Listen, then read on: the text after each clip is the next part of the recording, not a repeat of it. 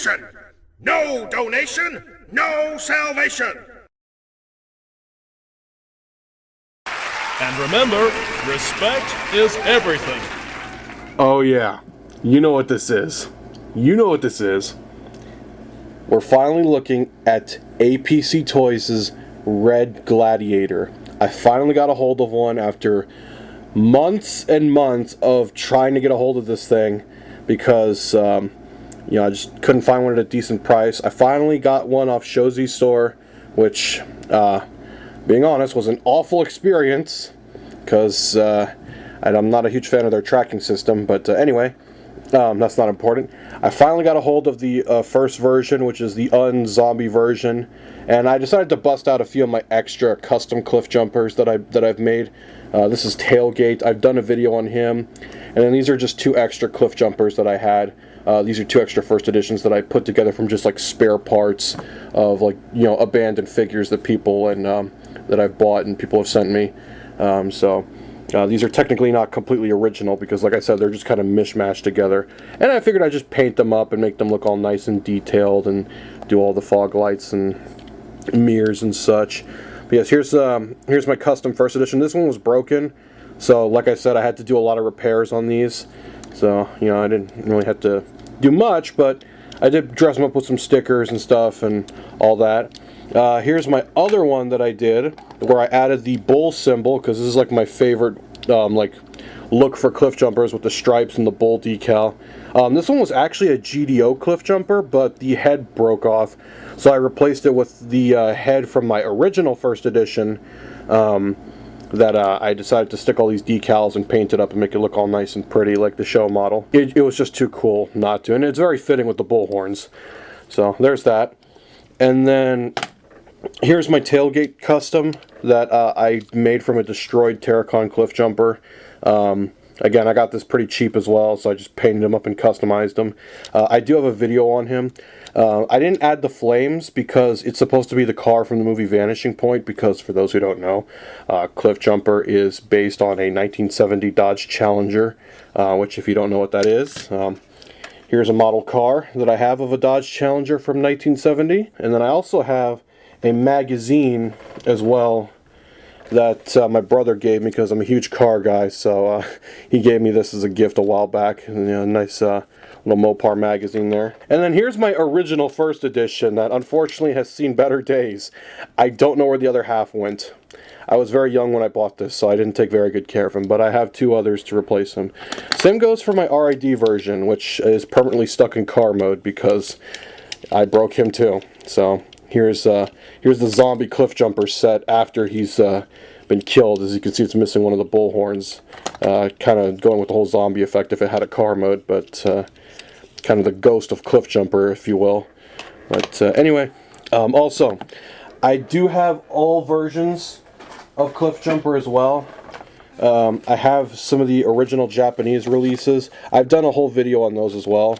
I'm sorry if I'm going on and on about this, but for obvious reasons, I'm a huge fan of this particular version of Cliffjumper. So I have all the Japanese versions, as well as all the Canadian non-US versions that they got as well, including the Legion class figures. I've done a whole video going over the history of the mold as well. And then I also did do a review on the Terracon Legion Cliffjumper that I got separately on eBay as well, and I put them in this nice little blister pack just to protect them. But anyway, let's look at the main event here, which is the APC Toys Red Gladiator. I'm genuinely excited to look at this to see what the quality of it's like, which is the main reason I picked it up, is kind of just to see if it's a good alternative to the first editions, which are already very difficult to get a hold of. Which is part of the reason I went on this mission to collect every version of Cliffjumper I could find, including the RID and Legion class figures. Alright, a little instruction booklet. I'm definitely going to keep that. And then, what else we got here? There's the figure itself. Ooh! He's got some accessories. Okay, that's kind of cool. That'll go good with the zombie Cliffjumper figure I got back over here. Oh my god, I feel so bad for ruining this thing. I was such a dumb kid back in the day. What else we got here? Oh, it's the humans. Okay. Alright, that's kind of cool. So we got Jack, I think it was Miku. Or no, Miko. God, I'm such a weeb. And Raph. Alright, well, we'll look at those separately. Put them off to the side here with the little energon, dark energon shards. Oh my god, the paint. What is with this paint? Alright. Come on now, see if we can get them out gently. And then there's the actual insert for Cliffjumper. We'll look at the accessories here in a bit. Let's look at the actual main figure first. So, main reason... Oh, what the hell is going on there? That's... Oof. Yeah, that's a little suspect there.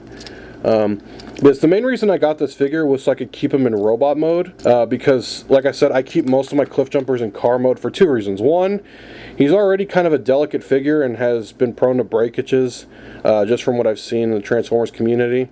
And I'm just a huge fan of the car mode as well, given me being a car guy and a Mopar guy. Does he have the horns? Which, I mean, he should. I mean, it's the first edition. Okay, we'll go ahead and bust those out. He's very flimsy, which I'm not happy about, but, I mean, it is what it is. It's a bootleg, so, you know. Okay, so there's the horns. Those are functioning. Here, before we transform him, though, let's look at the accessories he came with. Yeah, this is just... I guess we'll look at the humans, since he comes with them. Alright, well, there's the humans. So, we'll come back to those. I'm probably going to put them back in their baggies and back into storage. I guess I'll look at the energon shards while we're here. Just because I already went out of my way to open the humans. Alright, let's see here. Alright, pretty standard, just clear plastic pieces. Alright, let's get him transformed and see how he holds up, and then we'll decide if he's a good alternative to the original first edition. Alright, let's go ahead and get him transformed to see if the quality holds up, because he feels pretty much on par with the original, if not a little better, but let's see how the transformation holds up, because I know people have had dubious qualities with these third-party first edition bootleg figures, but we'll see. So let's go ahead and... that tab really does not like to go into the... And this whole thing is really loose, so that's already not a good sign. When it comes to joints, tolerances are definitely not the greatest, but let's see how the actual transformation holds up. I will say this, the paintwork is nice, at least for the the detailing, like the extra wheels on the shin and such. I just wish they didn't go with this pastel red color. I don't know why they did that. So he's definitely going to stay in robot mode when I'm done with this video. But let's get him transformed into the car mode that I love so dearly. Go ahead and do the same with the other one on this little bumper tab. Again, I'm trying to be careful because this thing was quite expensive to get a hold of, just because of all the import fees and such. So there's the front of the car done. Then what you want to do, go ahead and fold his head back in and rotate this all around. Again, I've transformed this figure so many times just from all the customs and stuff that I've made in the past, that I'm pretty much just 100% on point with this mold. Alright, get that in. Surprisingly tight, but that could also just because of the paint. My only real complaint with this figure, at least when it comes to design choice, as cool as the clear plastic is, I wish they would have gone with solid plastic, because the clear plastic is one of the reasons this mold is so delicate in the first place. But who knows, maybe the quality of clear plastic, at least for these third-party companies, has gotten better, so we'll have to see. Only time will really tell with this, but price-wise, he's definitely a good alternative to the original first edition figure. But go ahead and fold that out.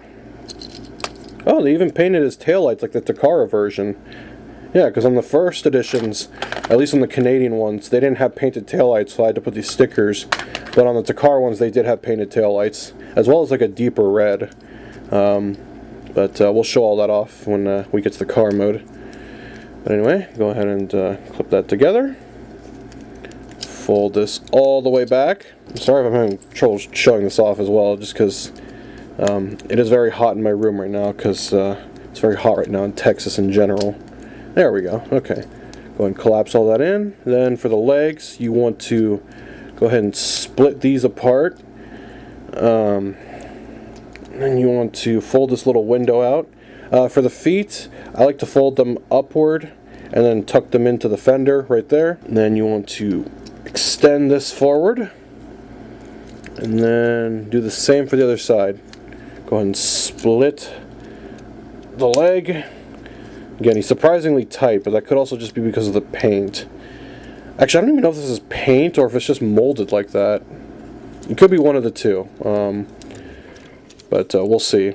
Hopefully it's molded, because then that, you know, at least deters me from scratching it. Alright, go ahead and fold all that in. Straighten the hood out, and do the same with the other side. That leg is surprisingly loose. A lot of the joints on this are incredibly loose, but so far nothing's broken yet. Alright, go ahead and slide that in. Then you want to, there's these little tabs here, or slots. Just push the arms, or the legs into that. Do the same with the other side with the door panels. And then that should be everything, and then just squeeze it all together. Make sure it's all nice and snug. Alrighty. And then that should be it. Alright, here he is in car mode. And he looks really good. Again, I'm still not a fan of this plastic color. It just looks kind of dry to me, if that makes sense.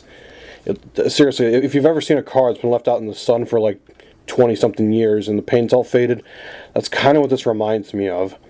Although the chrome and the metallic bullhorns are a nice touch, so I'll give them that.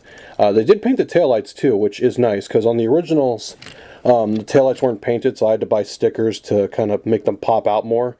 Although on the Takara versions of the original first edition, they did have painted taillights like this one here. They were a different shade of red though. But here he is in car mode. The only thing I don't like that I wish they would have painted is the grille, because on the original car and on the show model, the grille was black. So the only thing I don't like about the clear is that in the correct lighting, they look red, which to some people may be cool, but I would have preferred if they just used like a dark kind of like on the windows here, or blue like the original first edition, because it does kind of stick out in certain lighting. And then he also had little fog lights here on the bottom.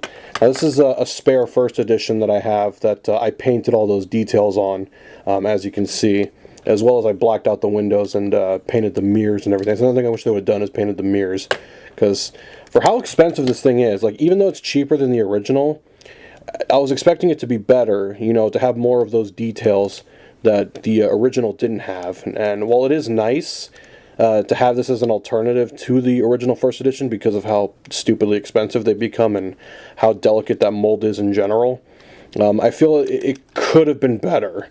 But aside from that, I mean, if you just want to experience the first edition mold, definitely grab him. He's a lot cheaper than the original, because Cliffjumpers nowadays mostly go for like at least a minimum of $80 to $100, which is absolutely ridiculous. It's a great mold, but I don't think he's worth that much, although these I just pieced together from spare parts, which is part of the reason I have so many Cliffjumpers. Well, so many as in just 3 extras, not counting all the numerous variations I have of the other versions that I've talked about in the past. Anyway, there he is in one final group shot. Let's see if we can make a nice little thumbnail there. But anyway, I hope you all enjoyed. I hope this review was at least somewhat useful in helping you decide on whether this figure is worth it or not. But until next time, you all have a good one. Hallelujah! Another soul saved!